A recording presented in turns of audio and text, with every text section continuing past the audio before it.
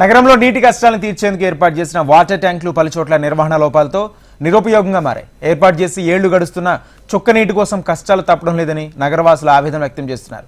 అధికారులు ఎన్నిసార్లు విన్నవించినా తమ గోడు పట్టడం లేదని వాపోతున్నారు.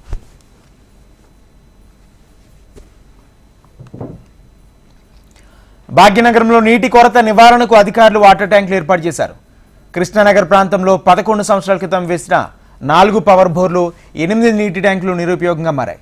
నీటి సమస్య తీవ్రంగా ఉండడంతో స్థానికులు వినతి మేరకు 2014లో సుమారు 12,04,000 నిధులు మంజూరు చేయించారు. 4 చోట్ల బోర్లు వేయించడంతో పాటు 3,000 లీటర్ల కెపాసిటీ గల ప్లాస్టిక్ ట్యాంకులు 4 అమర్చారు. శ్రీకృష్ణనగర్ బీసీ బ్లాకుల్లో 2 ఏసీ చొప్పున ఇవి ఉన్నాయి. బోర్లకు సబ్మెర్సిబుల్స్ పంపులను బిగించారు. పవర్ బోర్ల నుంచి 8 ట్యాంకులకు 2 అంగుళాల పైపులను అనుసంధానం చేశారు. అయితే మోటార్లకు విద్యుత్ సరఫరా చేయాల్సి ఉండగా నిధులు సరిపోలేదు.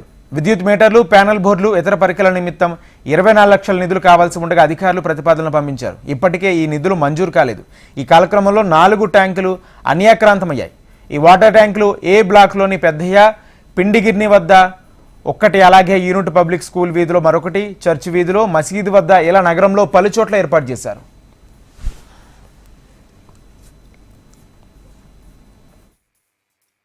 వేసాక 2-3 నెలలు వచ్చిందమ్మా. ఇప్పటికి వచ్చి ఇంక రాలేదు. 15 సంవత్సరాలు 12 సంవత్సరాలు అయింది వేసి.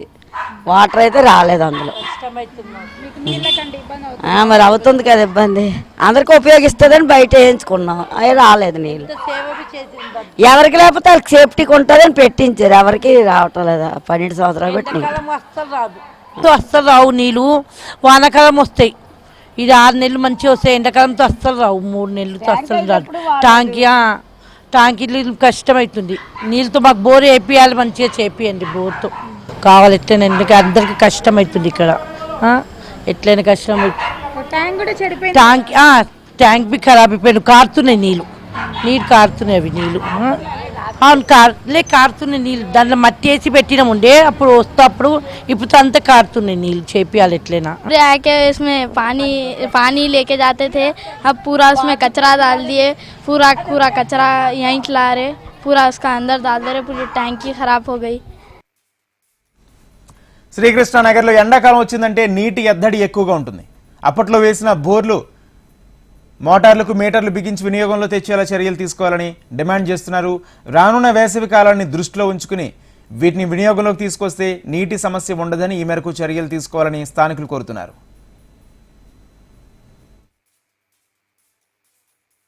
బస్తీవాసులకు నీటి సమస్యను తీర్చేందుకు ఏర్పాటు చేసిన వాటర్ ట్యాంక్స్ ఎందుకు పనికి రాకుండా పోతున్నాయి. ప్రజెంట్ మనం కృష్ణానగర్లో ఉన్నాము. ఇక్కడ చూసుకున్నట్లయితే ఈ కాలనీ మొత్తం కూడా ఈ 8 వాటర్ ట్యాంకులను అయితే ఏర్పాటు చేయడం జరిగింది. ఏర్పాటు చేసి ఏళ్లు గడుస్తున్నా కూడా నిర్వహణ లోపం వల్ల అవి ఎందుకు పనికి రాకుండా పోతున్నాయి.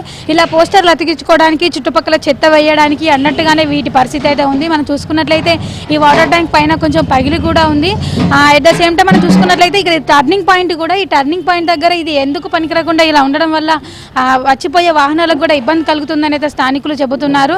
ఏళ్లు గడుస్తున్నా ఎవరు పట్టించుకునే పరిస్థితి అయితే ఉంది. ఒక్కొక్క వాటర్ ట్యాంక్ కెపాసిటీ వచ్చేసి కూడా 2000 లీటర్ వరకు కూడా ఉంటుందని అయితే స్థానికులు చెబుతున్నారు.